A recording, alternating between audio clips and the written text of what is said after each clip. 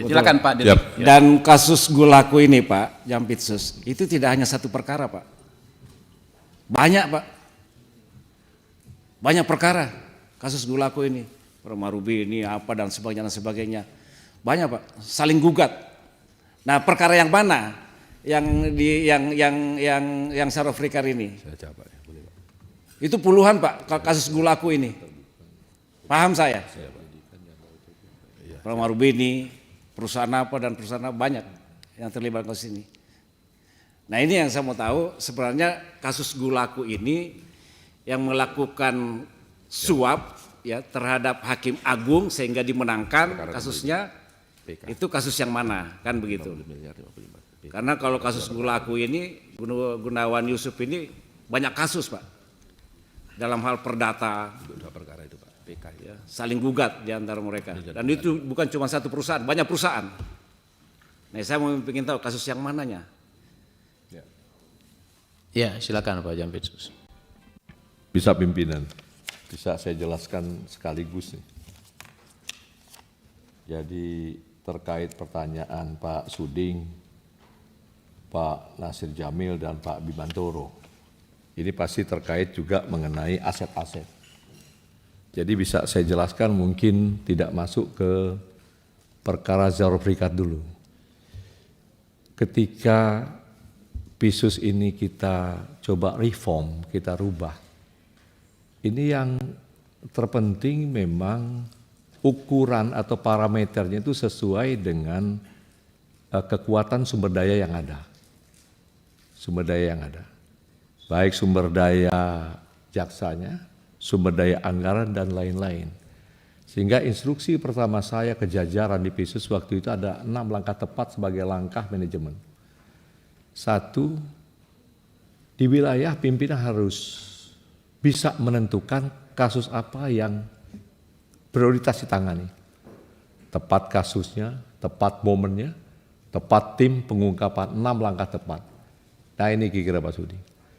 Nah, kemudian kedua sebagai pengimbang itu, kita merubah metode bagaimana korupsi ini bisa sedikit kita tekan dengan ukuran yang kita tahu kan tidak pernah turun ini angka korupsi, yaitu dengan cara memiskinkan. Nah, dengan memiskinkan ini kita pakai senjata, itu TPPU, dengan mengaktifkan kerugian perekonomian yang selama ini ada di Undang-Undang Korupsi tidak pernah kita buktikan. Nah, kira-kira metode seperti itu. Nah, kemudian perekonomian ini memang ada kendala karena tidak bisa kita tuntut uang pengganti. Karena tadi ada pertanyaan juga sebelum Pak Suding. Karena dibatasi kerugian negara ini hanya bisa seberapa yang dinikmati. Nah, ini kita lakukan. Untuk pertimbangan dapat dibaca putusan yang kita ajukan tuntutan untuk perekonomian, itu hampir seluruh perkara di pertimbangannya hakim setuju. Tapi hakim tidak kenakan karena memang pasal 18 membatasi bahwa ini nggak bisa dituntut. Nah, inilah yang kita akan coba bawa ke gugatan perdata nanti melalui JPN kita. Tapi tujuan untuk pemiskinan sudah tepat. Nah, itu kira-kira proses penanganan. Nah, termasuklah penanganan-penanganan lain yang rembetannya terkait nanti ada perkara-perkara yang kita bisa ungkap besar. Itu selalu kita konsentrasikan dan fokus untuk pengembangan. Balik ke pertanyaan Pak Suding, termasuk perkara Sarah Frikar. Ini menjadi perkara prioritas kita yang di dalamnya memang sedang kita dalami nih Pak Suding. Sedang kita dalami. Tapi fakta yang ada ketika kita masuk, kita ketemu duit 1T, dan SOP kita juga jelas. Ketika anak-anak masuk, itu bagaimana menjaga supaya 1 lembar nggak hilang atau 1 ikat. Itu selalu kita wajibkan dia bawa keluarganya, bawa ketua RT, dan tidak boleh menghitung kecuali orang bank. Sehingga clear and clean ketika barang tersebut bisa dibawa. Ini kira-kira mekanisme berdalam yang saya buka sekarang di Komisi 3. Kira-kira seperti itu sehingga kita bisa jamin bahwa jaksa kita terjaga ketika membawa itu. fakta yang kedua ketika kita temukan uang ini rentang waktunya panjang pengakuan jalur berikat. Sehingga yang menjadi tantangan kita adalah membuktikan sebanyak ini dari siapa saja. Dari siapa saja, kemudian ke siapa yang akan digunakan suap, atau apakah uang ini titipan hakim atau penegak hukum lain. Nah ini masih sedang proses. Apa bukti prosesnya? Jalur berikat sekarang sedang kita kejar TPPU. Kita berharap dia mau bercerita banyak, Pak Sudi. Termasuk di persidangan. Ada pertanyaan publik, kenapa tidak dicantumkan? Kita nggak berani juga mencantumkan apabila jaksa tidak bisa membuktikan penuh tentang Gulaku umpamanya, atau tentang siapa gitu. Nah proses tetap berjalan. TPPU ini pun sampai sekarang ini ada 8 aset rumah mewah, ada 7 bidang tanah, hampir seluruh aset yang terindikasi selama beliau menjabat tersita dengan jaksa di perkara TPPU. Ini salah satu pintu yang kita harapkan jalur berikat pikirannya menjadi terang, Mas Sudi. Dia bisa ingat lagi. Nah kira-kira itu yang kita sedang lakukan. Nah pertanyaannya, apakah Gulaku ini tidak diperiksa? Diperiksa, Pak Sudi. Sudah 2 kali panggilan, kita sedang dalami. Apakah dia tersangka atau tidak? Mungkin secara tertutup pada akhirnya kita pun tidak keberatan dibuka. Karena kita berkepentingan juga untuk berantas ini. Karena perintah Jaksa Agung jelas. Kalau bebas, Gini Pak Jampitsus, Selidiki deh. kalau memang ada perkara yang dianggap penting sekali dalam hal proses penyidikan mau dibuka terang-terangan, kita tertutup. Ya. Kan gitu, nanti kita bikin. Tapi kalau memang masih bisa dijelaskan secara umum ya tetap terbuka. Ya, kita. Ya silakan ya. Pak Jampitsus. Jadi saya pun tadi bilang ke Dirdik saya, batasi karena ini terbuka. Kita juga nggak mau anak-anak kita di lapangan ini kesulitan nih. Tapi pada akhirnya nggak mungkin kita gantung, pasti ada keputusan nih. Tapi tolong beri waktu kami, karena semua perkara ini tidak semua sama. Ada yang bisa singkat cepat kita lakukan, kejar CCTV, kejar apa, cepat kita bisa buka. Tetapi ketika dia bicara, saya dari tahun 2012, kita butuh waktu untuk men-tracing ini. Men-tracing ini dari alat bukti lain, selain dari secari kertas memang kita akui, ada tulisannya. Tapi barang bukti ini harus dihidupkan kembali oleh kekuatan alat bukti lain. Sedang kita dalami, Pak Sudi. Kami mohon dukungan Komisi 3, mudah-mudahan ada juga masukan ke kita.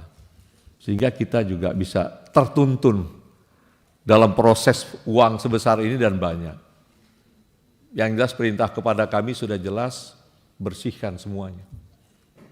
Bersihkan semuanya agar kita harap bagaimana perintah untuk membersihkan BUMN, bersihkan Pertamina, bersihkan Krakatausil, ini bisa terlaksana dengan baik sepanjang rekan terdekat kami hakim dapat satu garis.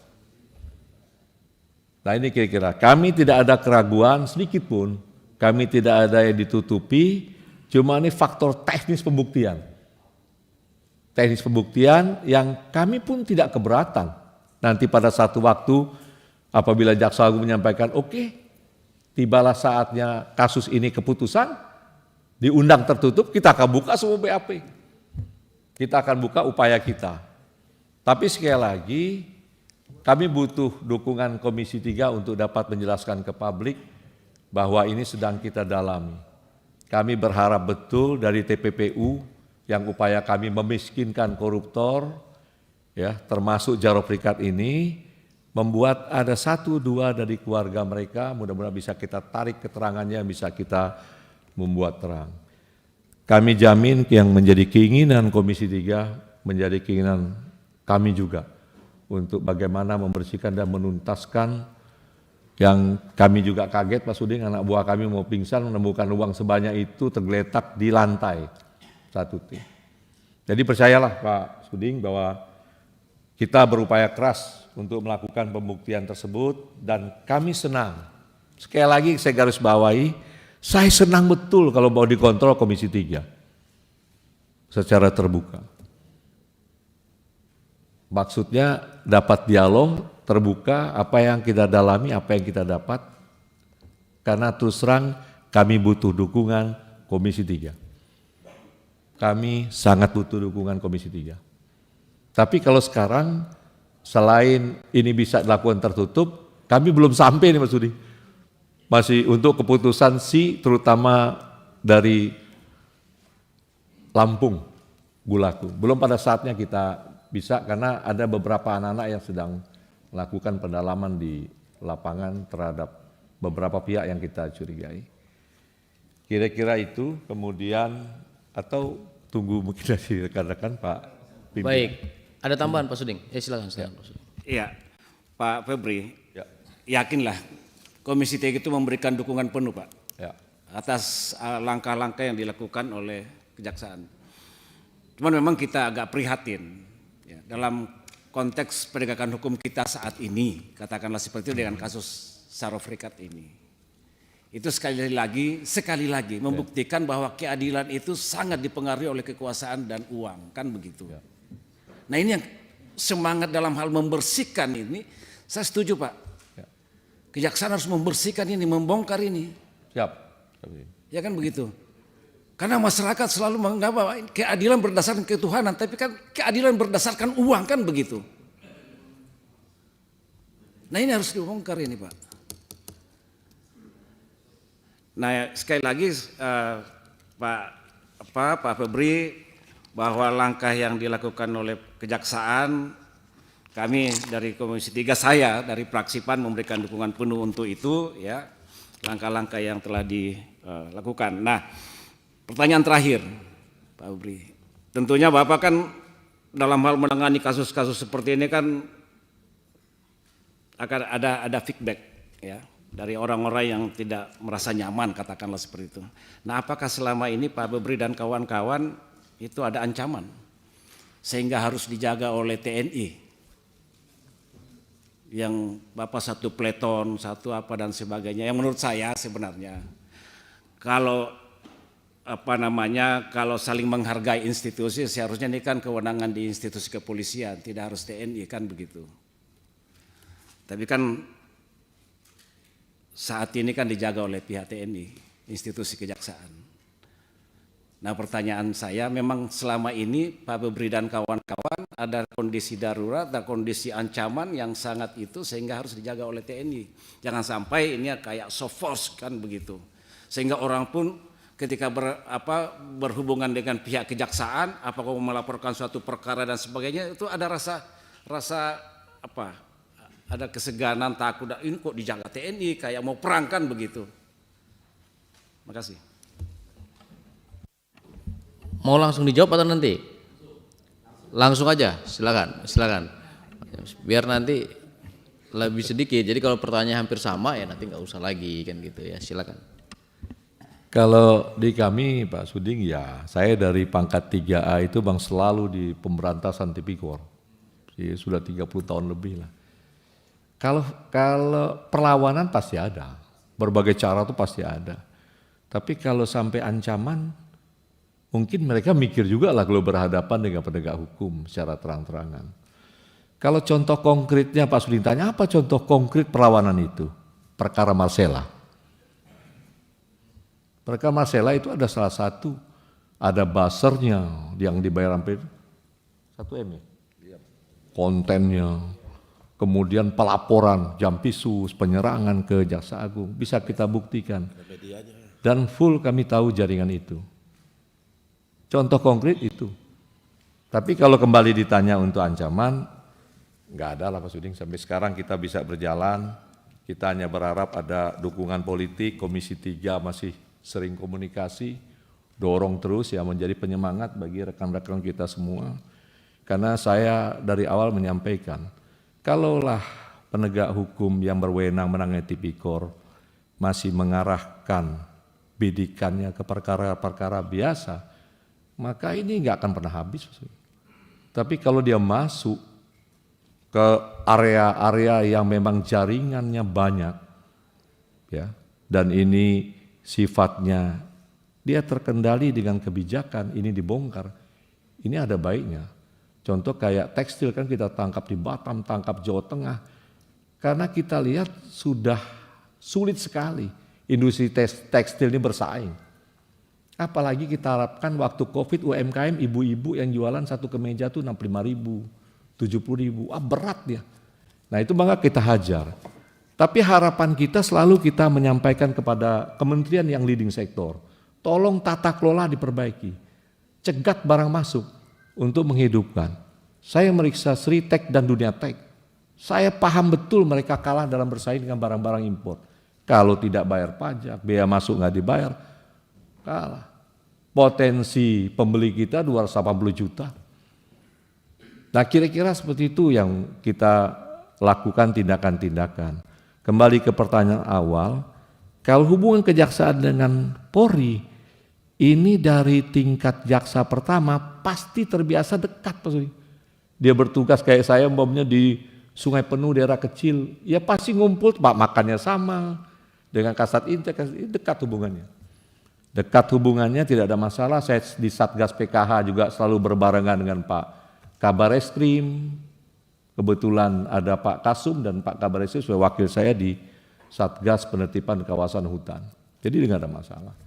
Cuma kalau kembali tanya kenapa ini TNI, ini memang ketika ada jam pitmil, ini kebanyakan memang nuansa pengamanan itu yang jaksa tidak begitu paham, banyak diserahkan memang dengan jam pitmil Pak Sudi.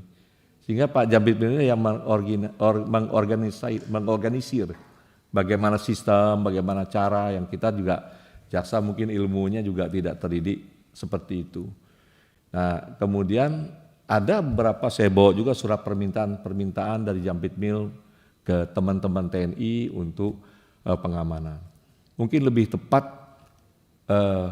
kebijakan ini mungkin di Biro Umum atau di bidang pembinaan dengan Jampitmil. Tapi kalau di Pisus clear, kita nggak ada masalah dalam proses penanganan juga kita minta bantuan polisi, malah di Kejari-Kejari juga tetap prosesnya juga minta bantuan polisi. Nah apakah ini berpengaruh setelah Jampitmil di dalam, saya kurang tahu teknis, cara strategi pengamanan pimpinan itu kurang paham saya. Jadi mungkin sebaiknya nanti di Pak Jampitmil tuh Pak Sudi.